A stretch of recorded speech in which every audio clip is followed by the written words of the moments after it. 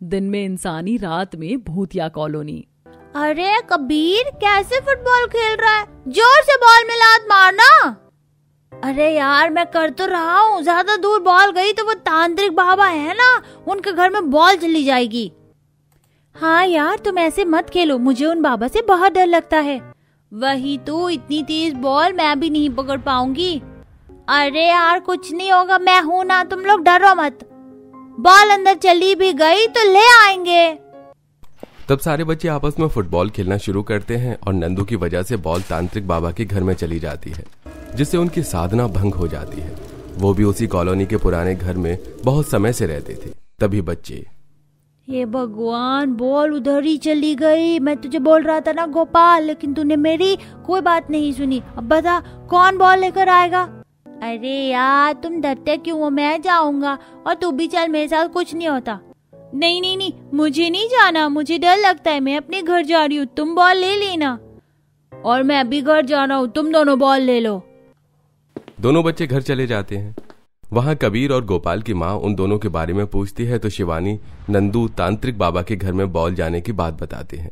तब दोनों की माँ उनके पास पहुंचती है। तुम दोनों को कितनी बार समझाया है, पार्क में इस तरफ मत खेला करो। पूरी कॉलोनी में तुम्हें इसी घर की तरफ आना होता है क्या? पता है ना यहाँ तांत्रिक बाबा है और तुमने उनके घर में बॉल डाल दी। अरे मुझे खुद इन तांत्रिक बाबा के घर से रात को अजीब अजीब आवाज और मंत्रों के उच्चारण आते हैं। पता नहीं अभी भी क्या कर रहे हैं, ऊपर से तांत्रिक बाबा है। माँ अंदर से बॉल लेकर आनी है, मेरी फेवरेट बॉल है, प्लीज प्लीज माँ। तुम बच्चे नहीं सुधरने वाले। चलो अंजना बहन, साथ में चलते हैं। तब दोनों औरतें अपने बच्चों के साथ उसके घर में घुसती हैं, जहां काफी अंधेरा होता है। तभी उनके सामने से चूहा जाता है। दोनों डर जाती हैं और थोड़ा अंदर आने पर उन्हें तांत्रिक बाबा एक तांत्रिक विद्या करते हुए, जहां आसपास कंकाल, जली हुई मोमबत्ती और लाल सिंदूर पड़ा हुआ दिखता है, वहीं बॉल होती है। गोपाल, गोपाल बॉल उठा बेटा, जल्दी चलो उषा बहन, मुझे डर लग रहा है। बच्चा बॉल उठाता है। इतने में तांत्रिक बाबा घूरकर चारों को देखता है। मेरे काम में बाधा डाल दी, जाओ यहाँ से, जाओ। तब दोनों औरतें और बच्चे डरकर बाहर आ जाते हैं। बाप रे, वो तांत्रिक बाबा बहुत डरावने लगते हैं। बच्चों, आज के बाद तुम कभी इधर मत आना। एक तो इस कॉलोनी से इन्हें निकाल भी नहीं सकते क्योंकि बहुत पुराने टाइम से यहाँ रह रहे हैं, जब ये गांव था, लेकिन अब ये कॉलोनी बन चुकी है। सुना है अपनी मरी हुई औरत को वापस बुलाना चाहते हैं। अरे शाम हो गई है, चलो यहाँ से चलते हैं, मुझे डर लग रहा है।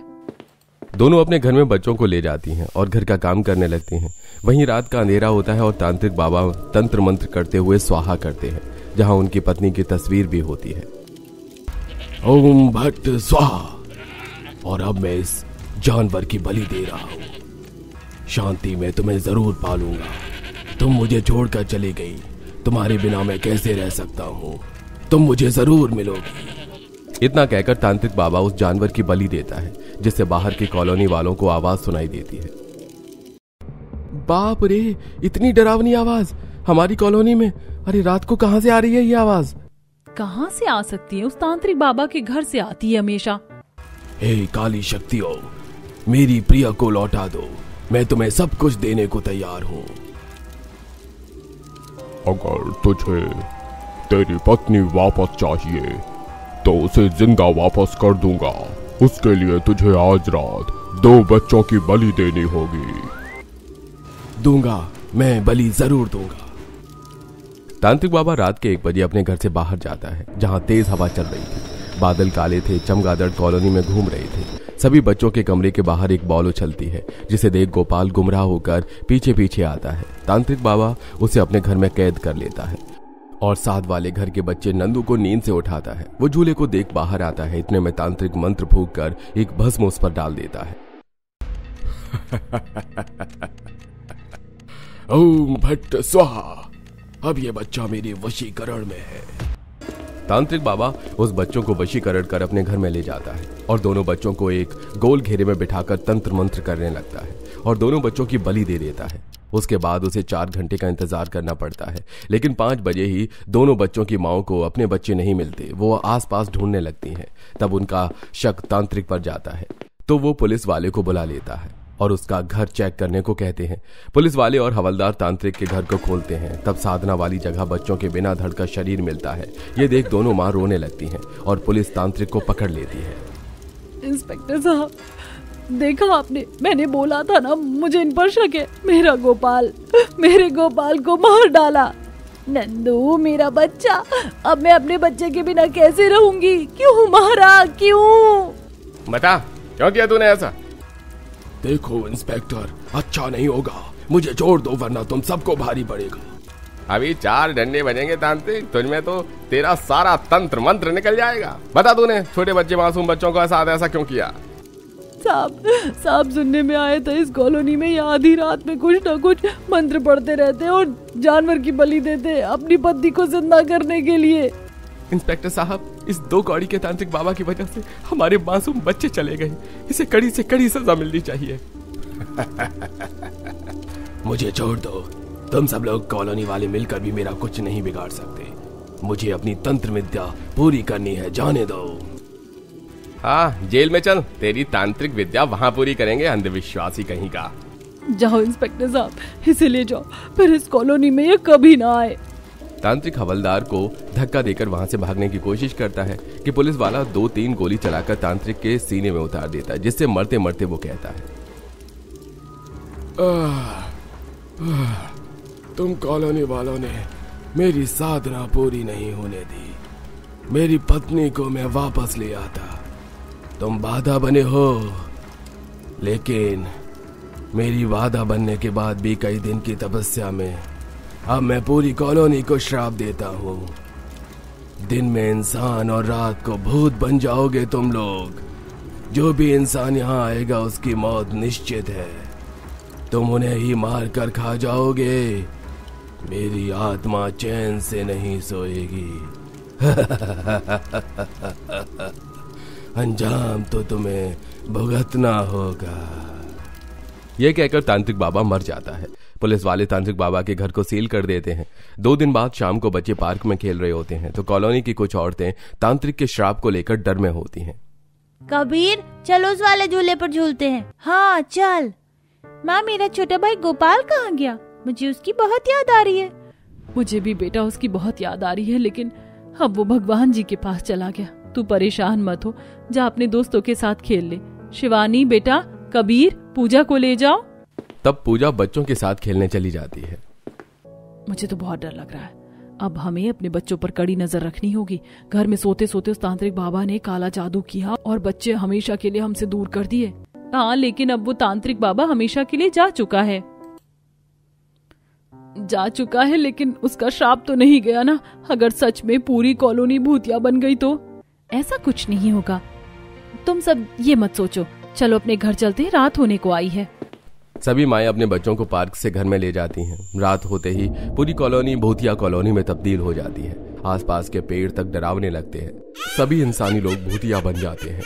बच्चे, बूढ़े, औरतें, आदमी, सबकी शक्ल डरावनी हो गई थी। लंबे लंबे दांत, लाल वाली आंखें, उल्टे पांव, एक दूसरे को अचानक से देखकर भूतिया उषा और उसका पति। उषा, ये क्या हो गया? तुम इतनी भयानक डरावनी क्यों लग रही हो? तुम भी बड़े बड़े दांत और सिंग वाले राक्षस लग रहे हो। माँ, ये हमें क्या हो गया? हम भूत और चुड़ैल क्यों बन गए? ये सब उस तांत्रिक के श्राप की वजह से हो रहा है। अब रात में हम भूत बन जाया करेंगे और दिन में ठीक हो जाया करेंगे। मुझे अंजना सरोजनी से मिलना ही होगा। भूतिया परिवार अपने घर से बाहर निकलता है तो उसके दरवाजे पर पहले से ही कॉलोनी के आधे भूतिया पड़ोसी भूतिया शक्तियों से ग्रसित होकर हमला करते हैं। तब उषा और राजेश भी उन पर हमला करते हैं। भूत और चुड़ैलों में गंभीर लड़ाई होने लगती है। छोड़ूंगी नहीं, मैं तुम सबको मार डालूंगी। भूख लगी है, खून की प्यासी हूँ मैं। खून की प्यासी तो मैं भी हूँ, हाथ काट कर खाऊंगी। कबीर तो गया, आज तेरी मंडी की फुटबॉल खेलूंगी मैं। अच्छा, तो मैंने भी चूड़ी नहीं पहनी, तेरी चोटियों से यो बनाकर खेलूंगा। दोनों भूतिया बच्चे भी एक दूसरे से लड़ने लगते हैं। तभी चुड़ैल बुढ़िया आती है। बस करो वरना चुड़ैल जलेबी बाई तुम सबको मार देगी। अगर हम सब कॉलोनी के भूतिया लोग एक दूसरे को मारने लगेंगे तो इंसानों को शिकार कैसे बनाएंगे? हमारा शिकार इंसान है, हम नहीं। इंतजार करो और लड़ना बंद करो। हाँ, ये ठीक कह रही है, हमें ऐसे ही लड़ना चाहिए। तब कॉलोनी का वॉचमैन खाना खाकर आता है, जिसे देखते ही भूतिया कॉलोनी वाले उसे मारकर उसके हाथ पैर खा जाती हैं। सुबह सूरज उगते ही पूरी भूतिया कॉलोनी इंसानी कॉलोनी में बदल जाती है और वो वापस से इंसानों की तरह रहते हैं। दिन में उषा के भैया भाभी उससे मिलने आते हैं। अरे उषा कैसी है? गोपाल कहाँ है? नजर नहीं आ रहा। क्या बताओ भैया, वो रहा नहीं, एक एक्सीडेंट हो गया था। पर ये बात छोड़िए भैया भाभी, आप बहुत टाइम बाद आए हो, मैं आपके लिए कुछ खाने को लेकर आती हूँ। उषा अच्छा खाना बनाकर अपने भैया भाभी के सामने परोसती है। वो दोनों जैसे ही खाना उठाते हैं तो सामने खून की कटोरी, थाली में हड्डी और मांस दिखाई देता है। डर के मारे वो छोड़ देते हैं। ये कैसा खाना है? खून, हड्डी और मांस? नहीं, इसे हमारे सामने से हटा दीजिए। भाभी भैया, आपको गलत फहमी हुई है। ऐसा कुछ नहीं है, मैंने तो पूरी कचौड़ी हलवा रायता बनाया है, देखो। अरे हाँ, ये तो नॉर्मल खाना ही है। ये मुझे क्या हो गया था? हो सकता है रास्ते की थकान से अजीब अजीब ख्याल आ रहे हों। फिर खाना खाकर उषा के भैया भाभी कमरे में आराम करते हैं। शाम को उनकी आंखें खुलती हैं तो खुद को एक बेहद डरावने कमरे में पाते हैं, जहां कंकाल, सिंदूर, मकड़ी के जाले और चूहे होते हैं। ये देख एक बार फिर सुधा की चीख निकल जाती है और उसकी चीख से पूरा भूतिया परिवार उनके पास आता है। विराट, ये जगह इतनी डरावनी कैसे हो गई? मुझे यहाँ कुछ अजीब लग रहा है, चलो हम यहाँ से चलते हैं। मामा मामी, इतनी भी जल्दी क्या है? अभी तो हम आपका स्वागत करेंगे और फिर आपको खाएंगे। भूख लगी है, इंसानी खून की भूख। बहन तुम ये क्या कर रही हो? ये तुम्हें क्या हो गया? चलो सुधा, यहाँ से भागते हैं। वो दोनों घर से बाहर निकलकर भागते हैं तो कॉलोनी के बाकी भूतिया लोग उनके पीछे पड़ जाते हैं और इससे पहले वो अपनी जान बचाते सभी लोग उन दोनों को मार कर खा जाते हैं। मजा आएगा भाई, ताजा ताजा खून, ताजा ताजा मांस। भूतिया कॉलोनी का भयानक सिलसिला ऐसे ही चलता है।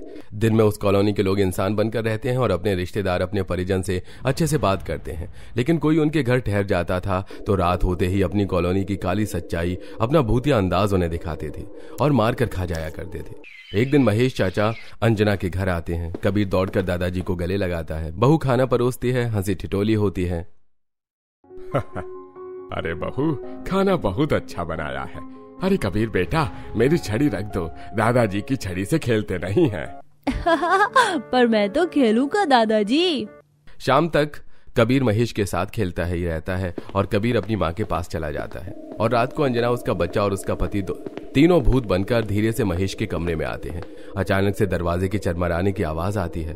अरे ये अजीब सी आवाज, ये आवाज कैसी है? दादाजी, मैं आ गया। चाचा जी, अब आपका हमेशा के लिए सोने का वक्त आ गया है। अरे तो मेरे बच्चे हो, ये क्या रूप बना रखा है? महेश कुछ समझ पाता, इतने में बच्चा कूदकर गला काट देता है और अंजना तेज नाखूनों से पेट फाड़ देती है और फिर उसे चबा कर खा जाते हैं। ऐसे ही कॉलोनी में रात में जितने भी लोग आते थे, भूतिया कॉलोनी के लोग न चाहते हुए भी खूंखार तरीके से उन्हें मारकर खा जाया करते थे। एक बार तेज बारिश की वजह से उसी कॉलोनी के सामने प्रियंका और पृथ्वी की गाड़ी खराब हो जाती है। लगता है अब हमें किसी से हेल्प लेनी पड़ेगी, इस कॉलोनी में चलते हैं। हाँ, अब कर भी क्या सकते हैं, ठंड लग रही है, पैसे देकर रुक जाएंगे एक रात और मैकेनिक को बुलाएंगे। सुनिए, कोई है क्या? कोई हमारी मदद कर सकता है क्या? दोनों की आवाज सुनकर कॉलोनी की डरावनी बुढ़िया और बाकी लोग आ जाते हैं। पृथ्वी और प्रियंका डर जाते हैं। ये क्यों हो रहा है? इतने सारे भूत, ये हम कहाँ फंस गए? पृथ्वी, भागो यहाँ से। हाँ, चलो यहाँ से। कहाँ जा रहे हो? एक तो तुम, बस दो ही लोग हो, इतने में पूरी भूतिया कॉलोनी की भूख कैसे मिटेगी? तुम हमारा खाना हो, अब तुम कहीं बचकर नहीं जा सकते। इस कॉलोनी से बाहर जाना नामुमकिन है। चलो इनका ताजा मांस खाएं। सभी भूत और चुड़ैल उनके पास आ गए थे। प्रियंका पृथ्वी का हाथ पकड़कर भागती है पर पृथ्वी गिर जाता है। मजबूरन प्रियंका अपनी जान बचाने के चक्कर में पृथ्वी को छोड़ देती है और वो लोग पृथ्वी का सिर पकड़कर दीवार पर पटक देते हैं, जिससे खून के धब्बे वहां रह जाते हैं और प्रियंका एक मिट्टी के ढेर में छिप जाती है। भूतिया कॉलोनी के लोग उसे ढूंढते हैं। हमसे बचकर जाएगी कहाँ? इस कॉलोनी में उसे मरना ही होगा। फिर दिन होते ही वो सभी लोग इंसान बन जाते हैं और प्यार से बात करने लगते हैं, जो कि प्रियंका को बहुत अजीब लगता है। तभी डरी हुई प्रियंका के पास पूजा और कबीर आते हैं। दीदी डरो मत, हम जानते हैं कल रात हम सब लोग भूत बनकर आपको मारने वाले थे। अच्छा हुआ आप बच गई। आप चली जाओ यहाँ से, क्योंकि इस भूतिया कॉलोनी में रात होते ही सब इंसानों को खा जाते हैं। लेकिन क्यों? ऐसा क्यों हो रहा है? क्योंकि इस कॉलोनी को एक बुरे तांत्रिक का श्राप लगा है। अंजना उस कॉलोनी में हुई सारी घटना के बारे में बताती है। ये जानकर प्रियंका सहम जाती है और अपने दोस्त के मौत के सदमे में अभी तक उभर नहीं पाई थी। अंजना उसे खाने पीने के लिए कुछ देती है। नहीं, मुझे कुछ नहीं खाना, मुझे यहाँ से जाना है। मुझे यहाँ के लोगों को बचाना होगा। अगर तुम हम सबको बचाना चाहती हो तो बचा लो, क्योंकि हम सब मासूम लोगों की जान नहीं लेना चाहते। हम सब रात को खूंखार भूत और चुड़ैल बनकर अजीब अजीब हरकतें करते और इंसानों की जान लेते। इस कॉलोनी में रात को बिल्कुल मत आना, दिन में ही आना। आप चिंता मत कीजिए, इस भूतिया कॉलोनी को मैं फिर से इंसानी कॉलोनी बना दूंगी। प्रियंका वहां से कॉलोनी के मंदिर जाती है, प्रार्थना करती है, फिर कॉलोनी से बाहर निकलकर एक तांत्रिक बाबा को ढूंढती है, उन्हें सब कुछ बताती है। तब वो उस तांत्रिक की मरी हुई पत्नी की आत्मा को लाने की बात करते हैं, जिसके लिए रात से पहले वो तांत्रिक इस कॉलोनी में तांत्रिक विद्या करके तांत्रिक की पत्नी की आत्मा को बुलाता है। ओम चामुंडाय विच्चय भट्ट स्वाहा। आओ, तुम्हें हमारी मदद करने के लिए आना होगा। आओ। तांत्रिक के आह्वान पर मरे हुए तांत्रिक की पत्नी घेरे में प्रकट हो जाती है। उसी के साथ वो मरा हुआ तांत्रिक भी आ जाता है। देखिए, आपके सामने हाथ जोड़कर विनती करती हूँ। आपके पिता ने आपको जिंदा करने के लिए इस कॉलोनी में मासूम बच्चों की जान दी, जादू टोना किया, पर अनजाने में वो मर गए और उन्होंने इस कॉलोनी को श्राप दे दिया। इस कॉलोनी को आप ही उनसे श्राप मुक्त करवा सकती हैं। प्लीज इन मासूम लोगों को बचा लीजिए। तुम लोगों की हिम्मत कैसे हुई मेरी पत्नी की आत्मा को बुलाने की? मैं ये श्राप वापस नहीं लूंगा। ये क्या कर दिया तुमने? मैं मर चुकी हूँ, लेकिन तुम्हारे प्यार के लिए पूरी कॉलोनी को नरक मत बनाओ। मैंने सब कुछ तुम्हारे लिए किया शांति। रमेश, प्यार जिंदगी देता है, मौत नहीं। अगर सच में मुझसे प्यार करते हो तो ये श्राप वापस ले लो और मेरे साथ चलो इस रात को छोड़कर। इतने में रात हो जाती है और सारे भूतिया कॉलोनी के भूतिया लोग प्रियंका और उस तांत्रिक पर हमला करने वाले होते हैं। देखो, सारे भूतिया कॉलोनी के लोग हमें मारने आ रहे हैं। प्लीज हमें बचा लो। किसी की जान लेकर तुम खुश कैसे हो सकते हो? जिसके लिए तुमने सब कुछ किया वही इस दुनिया में नहीं है। तांत्रिक बाबा को अपनी गलती का एहसास होता है। वो रोकर अपनी काली शक्तियों से भूतिया कॉलोनी के लोगों को रोकता है, जिससे वो प्रियंका और तांत्रिक की तरफ बढ़ नहीं पाते और अपनी शक्ति पूरी कॉलोनी पर डालकर कहता है, आज से ये श्राप खत्म। अब तुम सब आजाद हो। मैं अपनी कही बात को वापस लेता हूँ। इतने में बिजली चमकती है, चीखें बंद हो जाती हैं और कॉलोनी के लोग फिर से इंसान बन जाते हैं। हम फिर से इंसान बन गए। भगवान तेरा शुक्र है। ये सब तो इस लड़की ने किया है। शुक्रिया बेटा। अब तांत्रिक की पत्नी और वो एक साथ आसमान में गायब हो जाते हैं। दूसरा तांत्रिक बाबा भी चला जाता है। प्रियंका मुस्कुराकर उन लोगों को अलविदा कहकर चली जाती है। अब कॉलोनी में लोग दिन हो या रात खुशी खुशी इंसान बनकर रहते हैं। लेकिन एक रात कॉलोनी का झूला खुद हिलने लगता है और वही तांत्रिक कहता है, ये श्राप खत्म नहीं हुआ, बल्कि असली खेल तो अब शुरू होगा, क्योंकि मेरी आत्मा तो इस कॉलोनी में अभी भी है। आखिर अब कॉलोनी वालों का क्या होगा? जानने के लिए पार्ट 2 का इंतजार करिए।